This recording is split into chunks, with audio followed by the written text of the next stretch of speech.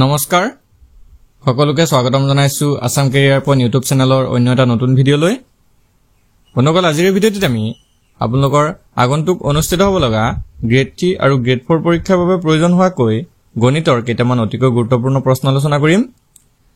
আজিৰ ভিডিঅ'টোত কিছুমান সহজ পদ্ধতিৰ জৰিয়তে আপোনালোকক গণিতৰ কুৱেশ্যনসমূহ কৰাবলৈ চেষ্টা কৰিম যাতে আপোনালোকৰ পৰীক্ষাত খুব কম সময়ৰ ভিতৰতে এই কুৱেশ্যনসমূহ সলভ কৰিব পাৰে তো যেতিয়া আপোনালোকে গণিতৰ কুৱেশ্যনসমূহ কৰিব তেতিয়া আপোনালোকে কুৱেশ্যনটো কিন্তু দুবাৰ তিনিবাৰকৈ পঢ়িব মই সদায় কৈ আছো কুৱেশ্যনটো যদি বুজি নাপায় তেতিয়া হলে আপোনালোকে উত্তৰটো ভুলকৈ কৰি থৈ আহিব তো চাওক এতিয়া আমি প্ৰথম প্ৰশ্নটো কি দিছে প্ৰথম প্ৰশ্নটো হৈছে তিনিটা অংকৰে লিখিব পৰা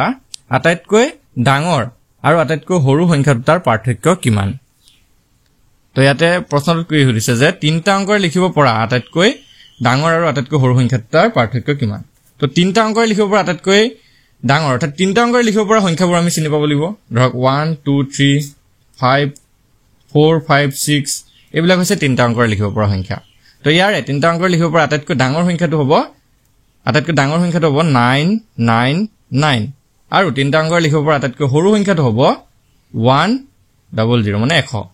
তো তিনিটা অংকৰে লিখিব পৰা আটাইতকৈ ডাঙৰ সংখ্যাটো হ'ব 999 আৰু আটাইতকৈ সৰু সংখ্যাটো হ'ব 100 এতিয়া এই সংখ্যা দুটাৰ সাধাৰণ কলা আমাক এই সংখ্যা দুটাৰ পাৰ্থক্যটো দিছে তো এই সংখ্যাটোক ডাঙৰটোৰ পৰা সৰুটো বিয়োগ কৰি দিম তেতিয়া পাৰ্থক্যটো ওলাই যাব অৰ্থাৎ 999 ৰ পৰা 100টো বিয়োগ কৰি দিলে আমাৰ পাৰ্থক্যটো ওলাই যাব তো চাওক 999 ৰ পৰা যদি আমি 100টো বিয়োগ কৰি দিও কিমান হ'ব এফালে 9 নামি আহিব 9 আৰু 9 ৰ পৰা এগল থাকিব 8 899 তো অপচন সি টো হৈ যাব কাৰেক্ট এনসাৰ তো এনে ধৰণৰ প্ৰশ্নটো আহিব পাৰে আপোনালোকৰ এইটোৱে আহিব এক্স্যাক্টলি যে এইটোৱে আহিব হেতু নহয় এনেকুৱা ধৰণৰ প্ৰশ্নবিলাক আহিব পাৰে আপোনালোকৰ তো এনেকুৱা যিমান কোৱেশ্যন আপোনালোকে পাৰে হিমান ট্ৰাই কৰিব যিমান পাৰে প্ৰেক্টিছ কৰিব তো যিকোনো ধৰণৰ প্ৰশ্ন আহিলে যাতে আপোনালোকে পৰীক্ষাত খুব কম সময়ৰ ভিতৰতে মাত্ৰ 3 সেকেন্ড 5 সেকেন্ড বা 10 সেকেন্ডৰ ভিতৰতে আপোনালোকে এই কোৱেশ্যনসমূহ সলভ কৰিব পাৰিব নেক্সটটো চাওক কি দিছে এটা সংখ্যা 890436 এটো এটা সংখ্যা দি আছে যদি সংখ্যাটোৰ শূন্যৰ ঠাইত 4 বহুৱাই দিয়া হয় তেন্তে নতুন সংখ্যাটো আগৰ সংখ্যাটোতকৈ কিমান ডাঙৰ হ'ব তো চাওক কি কৈছে সংখ্যাটা আমাক দিয়া আছে 890436 তো তাতে 0 যে আছিল সেই 0 টোৰ ঠাইত কিমান বহুৱাই দিব 4 বহুৱাই দিব তেন্তে নতুনকে যেটো সংখ্যা পাব সেই সংখ্যাটো আগৰ সংখ্যাটোতকৈ কিমান ডাঙৰ হ'ব সুধিছে আমাক তো চাওক কোৱেশ্যন আমাৰ যেটো নাম্বাৰ দি আছিল কিমান 890436 ইয়াতে যেটো 0 আছিল সেই 0 টোৰ ঠাইত এবাৰ আমি কি বহুৱাই দিম 4 তো 894436 এটো হৈ যাব নিউ নাম্বাৰটো অৰ্থাৎ নতুন সংখ্যাটো তো নিউ সংখ্যাটো হৈ যাব আমাৰ 894436 তো ইয়াৰ পৰা আগৰ সংখ্যাটো বিয়োগ কৰিলে আমাৰ কিমান ডাঙৰ হ'ব এটো ওলাই যাব তো ইয়াৰ পৰা আমি যদি 890436 বিয়োগ কৰিলো তেতিয়া আমাৰ এনসাৰটো ওলাই যাব চাওক 6 পৰা 6 গলে 0 3 পৰা 3 গলে 0 4 পৰা 4 গলে 0 আৰু ইফালে হ'ব 4 তো এটো হৈ যাব 4000 তো অপচন সি টো হৈ যাব কাৰেক্ট এনসাৰ চাওক এইবোৰ প্ৰশ্ন আপোনালোকৰ পৰীক্ষাত অহাৰ সম্ভাৱনা আছে আৰু ইয়াতকৈ অলপ টানে আহিব তো আমি বেসিক লেভেলৰ পৰা যদি পঢ়ি যাও তেতিয়াহে আমি হাই লেভেলৰ কুৱেশ্যনসমূহ কৰিব পাৰিম তো চাওক এনে ধৰণৰ প্ৰশ্ন আহিলে যাতে আপোনালোকে পৰীক্ষাত কৰি থৈ আহিব পাৰে নেক্সট কুৱেশ্যনটো চাওঁ হক কি দিছে তলৰ কোনটো সংখ্যা 9 ৰে বিভাজ্য তো এটো এটা খুব ইম্পৰ্টেন্ট প্ৰশ্ন হয় আপোনালোকে বিভাজ্যতা কিটা মনত ৰাখি যাব যে কোনটো সংখ্যা 2 ৰে বিভাজ্য হয় 3 ৰে কোনটো বিভাজ্য হ'ব বা 6 ৰে বিভাজ্য কেনেকৈ হ'ব 5 ৰে বিভাজ্য কেনেকৈ হ'ব সেই বিভাজ্যতা সূত্ৰ কিটা আপোনালোকে মনত ৰাখি থব বা 9 ৰে কোনটো বিভাজ্য হ'ব এতিয়া অপচন কিটা যে দিয়া আছে কিটা আমি এটা এটাকে চাব লাগিব কোনটোক 9 ৰে বিভাজ্য হয় এতিয়া 9 ৰে বিভাজ্য হ'বলৈ হলে আমি হৰণ কৰি কৰি চালেতো নহব ইমান দেৰি আমি হৰণ কৰি থাকিলেতো আমাৰ এটা প্ৰশ্নতে আধা ঘণ্টা টাইম গুচি যাব তো এতিয়া আমি হৰণ কৰি চালে নহব তো নিয়ম আছে এই শৰ্ট নিয়মত আমি কৰি যাম তো প্ৰতিটো অপচনতে আপোনালোকে চাব তো প্ৰথম আমি অপচনটোকে লওঁচোন 246741 তো 9 ৰে বিভাজ্যতা কেনেকৈ উলিয়াও আপোনালোকে ভালদৰে মনোযোগেৰে চাব 9 ৰে বিভাজ্য যদি আমি কোনো এটা সংখ্যা হয় তেতিয়া তাৰ যিকিটা অংক আছে তো এই সংখ্যাটোত কিটা অংক আছে চাওক 246741 যেকিটা অংক আছে সেই গুটেকিটা আপোনালোকে যোগ কৰি দিব গুটেকিটা একেলগে যোগ কৰি দিব অৰ্থাৎ 2 4 6 7 4 আৰু 1 এই গুটেকিটা যোগ কৰি চাবচোন কিমান ওলাই উত্তৰটো তো চাওঁচোন যোগ কৰি 2 4 হৈ গল 6 6 6 12 12 হাতে হৈ গলগে 19 19 4 হৈ গলগে 23 আৰু 23 এক হৈ যাব 24 তো এই আটাইকিটা যোগফল সংখ্যাটোৰ অংককিটাৰ যোগফলটো হৈছে 24 তো এই 24 টোক যদি 9 ৰে বিভাজ্য হয় তেতিয়া হে গুটে সংখ্যাটো 9 ৰে বিভাজ্য হ'ব যদি 24 টোক 9 ৰে বিভাজ্য নহয় তেতিয়া হে সংখ্যাটো 9 ৰে বিভাজ্য নহব তো 24ক যেহেতু 9 ৰে হৰণ না যায় 9 ঘৰ নেউতাত 24 নলায় তো প্ৰথম অপচনটো ভুল হ'ল নেক্সট অপচনটো আমি কৰি চাওঁ 160686 এই সংখ্যাটোক আটাইকেইটা অংক যোগ কৰি চাম 1 আছে 6 0 6 8 আৰু 6 তো 1 6 হ'ব 7 7 6 হৈ যাব 13 13 8 হ'ব 21 আৰু 21 6 হৈ যাব 27 21 6 হৈ যাব 27 এটা চাওক 27 টোক 9 ৰে বিভাজ্য হয় নে নহয় তো 27 ক 9 ৰে হৰণ যাব 9 3 গুণ 27 তো 27 ক যদি 9 ৰে হৰণ যায় তেতিয়া 160686 এই গোটেই সংখ্যাটোকে 9 ৰে হৰণ যাব তো অপচন বি টো হৈ যাব কাৰেক্ট আনসাৰ আৰু যদি আপোনালোকে উত্তৰটো পাই যায় তেতিয়া আৰু বাকি কিটা অপচন কৰাৰ দৰকাৰ নাই ইনে আমি টাইম পাস কৰি কি লাভ আছে তো নেক্সট কোৱেশ্চনলৈ আমি আগবাঢ়ো আশা কৰিছো সকলোৱে বুজি পাইছে যদি বুজি পাইছে তেনহলে আপোনালোকে কমেন্টত ইয়েস বুলি লিখি জনাই দিব বন্ধুসকল ইয়াতে আপোনালোকে এটা ইম্পৰ্টেন্ট কথা জনাই থওঁ যদি আপোনালোকে ম্যাথছ ৰিজনিং জিকে কাৰেন্ট এফেয়াৰ্স প্ৰিভিয়াস ইয়াৰ কোৱেশ্চনছ ইংলিশ গ্ৰামাৰ এই সকলোবিলাক সাবজেক্ট থকা পিডিএফ লব বিচাৰে তেনেহলে কেৱল মাত্ৰ 79 টকা পে কৰি পিনে আমাৰ পৰা এই সকলোবিলাক সাবজেক্ট থকা পিডিএফ বোৰ পাই যাব তো যদি কাৰোবাৰ এই পিডিএফ বোৰ প্ৰয়োজন হয় তেনেহলে আপোনালোকৰ স্ক্ৰিনত থকা নাম্বাৰটোত হোৱাটসঅ্যাপ কৰি আমাৰ পৰা এই পিডিএফ সমূহ আপোনালোকে লাভ কৰিব পাৰিব তো যদি কাৰোবাৰ প্ৰয়োজন হয় তেনেহলে আপোনালোকে স্ক্ৰিনত থকা নাম্বাৰটোত হোৱাটসঅ্যাপ কৰি 79 টকা পে কৰিব আৰু পে কৰাৰ পিছত আপোনালোকক আমি পিডিএফ সমূহ সেন্ড কৰি দিম এতিয়া আমি নেক্সট কোৱেশ্চনটো চাওঁ হওক তো নেক্সট কোৱেশ্চনটো আগবঢ়ো কি কৈছে চাওক দুটা সংখ্যাৰ যোগফল 25 ঠিক আছে দুটা সংখ্যাৰ যোগফল দিছে আমাক 25 আৰু ইহঁতৰ বিয়োগফল হৈছে 13 তেন্তে গুণফল কিমান হ'ব তো দুটা সংখ্যাৰ যোগফল হৈছে 25 আৰু বিয়োগফল হৈছে 13 তো এই সংখ্যা দুটাৰ গুণফলটো কি হ'ব তো এনেকুৱা ধৰণৰ যদি আহে যোগফল দিয়া থাকে আৰু বিয়োগফলো দিয়া থাকে যদি গুণফলটো উলিয়াব দিয়ে তেতিয়া আপোনালোকে সিম্পল সূত্ৰ এটা মনত ৰাখিব সূত্ৰটো হৈছে x plus y into x minus y divided by 4 তো এই সূত্ৰটো আপোনালোকে মনত ৰাখি থব তো ইয়াতে x হৈছে সংখ্যা দুটাৰ যোগফল আৰু y হৈছে সংখ্যা দুটাৰ বিয়োগফল মনত ৰাখি থব x হৈছে যোগফলটো আৰু y হৈছে বিয়োগফলটো ইয়াতে x টো আমি 25 ধৰিছো আৰু y টো 13 ধৰিছো তো এই সূত্ৰটোত যদি সিম্পল সূত্ৰটোত আমি বহুৱাই দিও x আৰু y ভ্যালু তেতিয়া হলে আমাৰ গুণফলটো ওলাই যাবগে তো ইয়াতে চাওক 25 যোগ 13 আৰু এফালে হ'ব 25 বিয়োগ 13 তলত থাকিব কিমান 4 25 আৰু 13 যদি যোগ কৰি কিমান লাভ 38 চাওক যোগ কৰি চাওক আৰু এফালে 25 ৰ পৰা যদি 13 বিয়োগ কৰো এটো ওলাই যাব 12 আৰু এফালে তলত থাকিব 4 তো 4 এ 12 কাটি দিও কেবাৰ যাব 3 বাৰ যাব 38 আৰু 3 পূৰণ কৰি দিও আনসাৰটো ওলাই যাব 38 আৰু 3 যদি পূৰণ কৰি দিও 8 3 24 4 কৰিলে 2 3 3 9 10 11 114 তো অপচন ডি টো হৈ যাব কাৰেক্ট আনসাৰ 114 তো চাওক যদি এনে ধৰণৰ দুটা সংখ্যাৰ যোগফল আৰু দুটা সংখ্যাৰ বিয়োগফল দিয়া থাকে আৰু তাতে গুণফল বা পূৰণফলটো যদি উলিয়াব দিয়ে তেতিয়া আপোনালোকে এই সূত্ৰটো মনত ৰাখি দিব তো সূত্ৰটো হৈছে সিম্পল সূত্ৰটো হৈছে এটো তো সূত্ৰটো মনত ৰাখি দিব x plus y আৰু x minus y তলত থাকিব কিমান 4 এই সিম্পল সূত্ৰটোত ততে ইয়াতে x টো হৈছে সংখ্যাটাৰ যোগফল আৰু y টোক ধৰি লব সংখ্যাটাৰ বিয়োগফল তো এটো পাতি দিব সূত্ৰত আপোনালোকৰ আনসাৰটো ওলাই যাব তো আশা কৰিছো সকলোৱে বুজি পাইছো এতিয়া আমি নেক্সট কোৱেশ্চনটো আগবঢ়ো নেক্সট কোৱেশ্চনটো কি দিছে চাওক 907364 সংখ্যাটোত 9 আৰু 6 সাংখ্যিক মানৰ যোগফল কিমান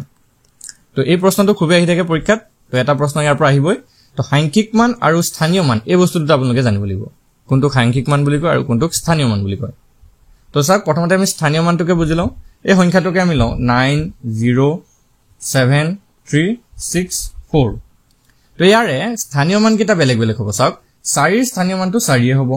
6 ৰ স্থানীয় মানটো হৈ যাবগে 60 কাৰণ তো চাওক কেলে 60 হ'ল 6 টো কাৰ ঘৰত আছে একক দহকৰ ঘৰত আছে তো দহকৰ ঘৰত থাকিলে সদায় 60 হ'ব 3 ৰ যদি স্থানীয় মানটো লওঁ 3 ৰ স্থানীয় মানটো হৈ যাব 300 অৰ্থাৎ 300 কাৰণ 3 টো কিহৰ ঘৰত আছে দহকৰ ঘৰত আছে সৰি 3 টো কিহত আছে শতকৰ ঘৰত আছে অৰ্থাৎ 300 হ'ব হাতৰটো যদি লওঁ আমি কিমান হৈ যাব এটো 7000 তো ভালকে চাওক হাতৰ স্থানীয় মানটো হৈ যাব 7000 ঠিক তেনেকে শূন্যৰ স্থানীয় মানটো শূন্য হ'ব আৰু নৰ স্থানীয় মানটো হৈ যাব 9 একক দহক শতক হাজাৰ অযুত লাখ 9 লাখ তো নৰ স্থানীয় মানটো হৈ যাব 9 লাখ এতিয়া আমি স্থানীয় মানটো হয়তো বুজি পাইছো ইয়াত আমাক কিন্তু স্থানীয় মানৰ কথা দিয়া নাই সব কি দিছে 9 আৰু 6 ৰ সাংখ্যিক মানৰ কথা দিছে সাংখ্যিক মানৰ যোগফলটো কিমান হ'ব তো সাংখ্যিক মান আপোনালোকে একো কৰিব নালাগে যিটো সংখ্যা দিয়া আছে আমাক সেই সংখ্যাটোৱে হ'ব সাংখ্যিক মান 9 ৰ সাংখ্যিক মান 9 হ'ব 6 ৰ সাংখ্যিক মান 6 হ'ব তো সিম্পল 9 আৰু 6 যোগ কৰি দিয়ক 9 আৰু 6 হ'ব 15 তো অপশন এ টো হৈ যাব কাৰেক্ট এনসাৰ তো আশা কৰিছো আপোনালোকে সাংখ্যিক মান আৰু স্থানীয় মান বুজি পালে যদি বুজি পাইছে কমেন্টত ইয়েস বুলি লিখি জনাই দিব তো নেক্সট কোৱেশ্চনটো এতিয়া আপোনালোকৰ বাবে ৰাখিছো তো নেক্সট কোৱেশ্চনটো কি দিছে চাওক 43836 এই সংখ্যাটোত 8ৰ স্থানীয় মান আৰু সাংখ্যিক মানৰ যোগফলটো কিমান হ'ব তো এই আগৰ কোৱেশ্চনটো যদি বুজি পাইছিলে স্থানীয় মান আৰু সাংখ্যিক মানটো যদি আপোনালোকে বুজি পাইছিলে তেনেহলে এই কোৱেশ্চনটো আপোনালোকে ইয়াৰ এনসাৰটো কমেন্টত জনাবলৈ চেষ্টা কৰিব কি হ'ব ইয়াৰ এনসাৰটো 8ৰ স্থানীয় মান আৰু সাংখ্যিক মানৰ যোগফলটো কিমান হ'ব আপোনালোকে জনাবলৈ চেষ্টা কৰিব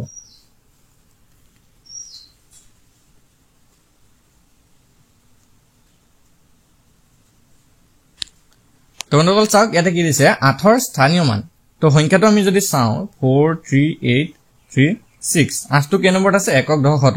8ৰ যেটো স্থানীয় মান হেতু হৈ যাব 800 আৰু 8ৰ সাংখ্যিক মানটো একেটা হ'ব 8 হ'ব 8 হ'ব 800 আৰু 8 এতিয়া ইয়াৰ মাজত কি উলিয়াব দিছে আমাক যোগফলটো উলিয়াব দিছে সিম্পল 800 আৰু 8 যোগ কৰি দিও 808 অপচন বি টো শুদ্ধ উত্তৰ অপচন বি টো হ'ব শুদ্ধ উত্তৰ তো আশা কৰিছো সকলোৱে বুজি পাইছো এতিয়া আমি নেক্সট কোৱেশ্চনটো চাও কি দিছে চাওক 23200 সংখ্যাটোত 2ৰ স্থানীয় মানৰ পাৰ্থক্য কি তো চাওক 23200 তো ইয়াতে দুটা 2 আছে এটা 2 এটো আৰু এটা 2 এটো তো ইয়াৰ 2ৰ স্থানীয় মানৰ পাৰ্থক্য কিটা উলিয়াব দিছে তো দুইটা 2 বেলেগ বেলেগ স্থানত আছে তো ইহঁতৰ স্থানীয় মানটো বেলেগ বেলেগ হ'ব কিন্তু সাংখ্যিক মানটো একেটাই হ'ব ভালকৈ মন কৰিব সাংখ্যিক মানটো একেটাই হ'ব সেইকাৰণে আমাক ইয়াত সাংখ্যিক মানৰ প্ৰশ্ন দিয়া নাই দিছে স্থানীয় মানৰ কথা তো দুইটাৰে স্থানীয় মানটো বেলেগ বেলেগ হ'ব তো প্ৰথম এই দুইটোলে চাও আমি তো ইয়াৰ স্থানীয় মানটো হৈ যাব আপোনালোকৰ 200 ঠিক আছে প্ৰথম দুইটোৰ স্থানীয় মানটো হৈ যাব 200 আৰু সেকেন্ড দুইটোৰ স্থানীয় মানটো হৈ যাব একক দশক শতক হাজাৰ অযুত 2 অযুত অৰ্থাৎ 20000 চাওক পিছৰ দুইৰ স্থানীয় মানটো হৈ যাব 20000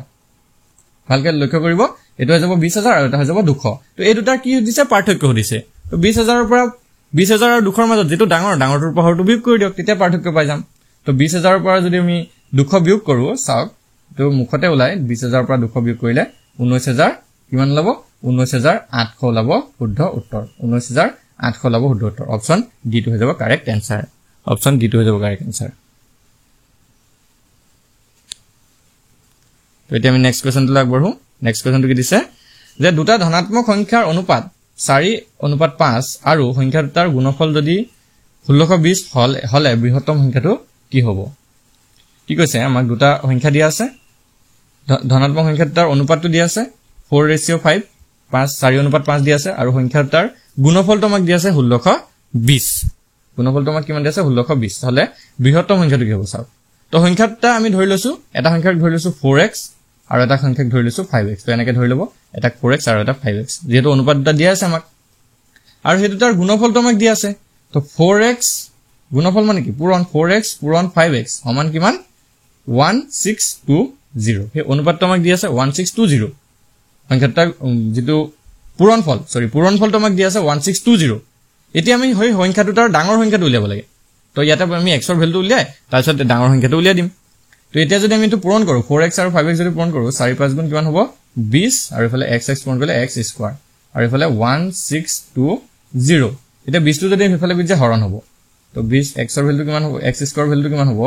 1620 ডিভাইডেড বাই 20 0 0 কেনসেল হ'ব 162 যাব 2 ৰে 81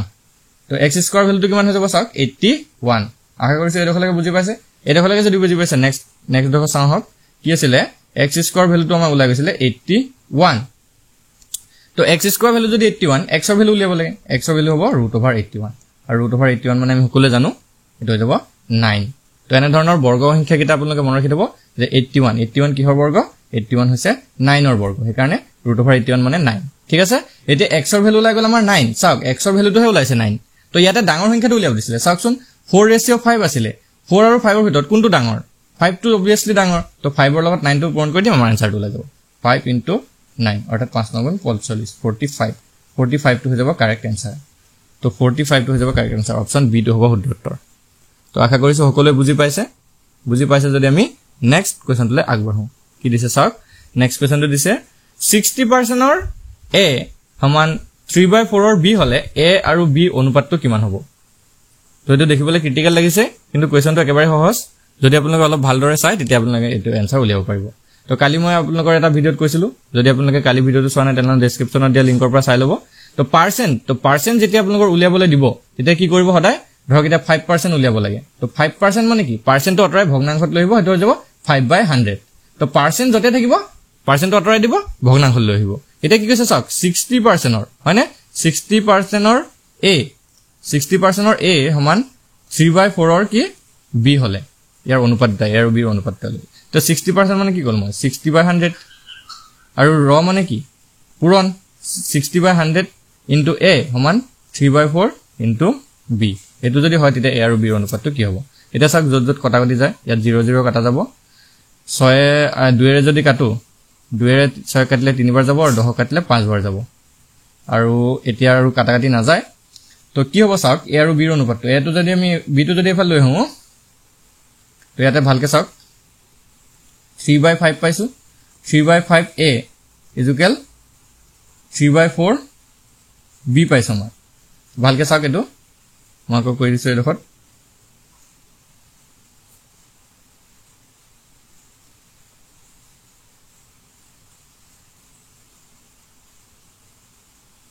কি দি আছে 3/5 a আৰু 3/4 b এতিয়া a আৰু b ৰ অনুপাতটো আমি উলিয়াব লাগিব তো a/b আমি কৰি দিও b টো এফালে লৈ আহো হৰণ হৈ যাব পূৰণ হৈছে এফালে গলে আৰু এফালে যিকিটা সংখ্যা আছে হেতু এফালে গলে তো 3 টো যদি এফালে গুচি যায় তেতিয়া হৈ যাব এটো 4 into 3 আৰু এফালে যদি 5 টো এফালে গুচি যায় তেতিয়া যাব পূৰণ 3 into 5 চাওক কি হ'ব 3 আৰু 3 টো কটা যাব থাকি যাব 5/4 তো a/b আমি কিমান পালো a/b আমি পাই গলো 5/4 তেতিয়া আমাৰ লাগে কি a অনুপাত b লাগে a অনুপাত b সমান কিমান হ'ব 5 অনুপাত 4 5/4 তো 5 অনুপাত 4 হৈ যাব কারেক্ট आंसर তো চাওক অপচন b টো হৈ যাব কারেক্ট आंसर তো আশা কৰিছো সকলোৱে বুজি পাইছে তো আকৌ এবাৰ বুজাই দিছো চাওক কেনেদৰে কৰিছো 60% বুলি কৈছো 60% তো 60% মানে কি 60/100 ৰ মানে কি পূৰণ তো 60% ৰ a সমান কি বুলি কৈছে 3/4 b মানে 3/4 ৰ b তো আমাৰ উলিয়াব দিছে a আৰু b ৰ অনুপাত তো ইয়াত যদি আমি কটাকটি কৰো 0 0 তে কাটা যাব সোঁফালে চাওক সৰি বাওঁফালে চাওক আৰু 2 যদি কাটো 6 3 বাৰ যাব আৰু 10 কাটিলে 5 বাৰ যাব মানে আমাৰ কিমান লাই গল 3/5 a সমান 3/4 b এটো লাই গল আমাৰ এতিয়া a আৰু b টো আমি এফালে ৰাখি দিও মানে a/b কৰি দিও তো b টো ইফালে পূৰণ হৈছে এফালে লৈ আহিলে হৰণ হৈ যাব সমান বাকি গোটেই সংখ্যাবিলাক আমি সমান চিনৰ হেফালে লৈ যামগে তো 3/4 তাত অলৰেডি আছিলে 3/4 আছিলে তো ইয়াত থকা 3 টো এই 3 টো কি হৈ যাব এফালে পূৰণ হৈছে এফালে গুচি গলে হৰণ মানে 4 তলত গুচি যাব আৰু 5 টো এফালে কি হৈছে হৰণ এফালে গুচি গলে পূৰণ এটো হৈ যাবগে তো 3 কাটা গল থাকিলে 5/4 কি থাকিলে 5/4 এতিয়া a আৰু b ৰ অনুপাতটো কিমান হৈ যাব a অনুপাত b টো হৈ যাব 5 অনুপাত 4 তো অপচন b টো হৈ যাব কারেক্ট आंसर তো আশা কৰিছো সকলোৱে বুজি পাইছে যদি বুজি পাইছে আপোনালোকে কমেন্টত ইয়েস বুলি লিখি জনাই দিব